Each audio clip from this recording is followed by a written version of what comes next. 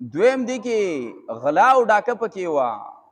ډاکې به شوکې به کولي، په لارو کې به ناسو شوکې به کولي.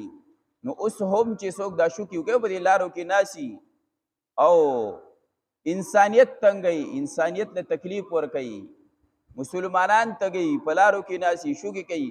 یو سړی به غریب بچی دی، هغه به محنت کړی، مزدوري به کړي، دکانداري به کړي، ځان به ټولو زری زری کړی یا به دیاړي کړي او دی به را روان یو بل دی ورته په لار کې تیار راسي او د هر څه دې واخلي. نو دا د قوم لوط عمل و. ډاکې شوکې به یې کولې، ډاکې به یې کولې.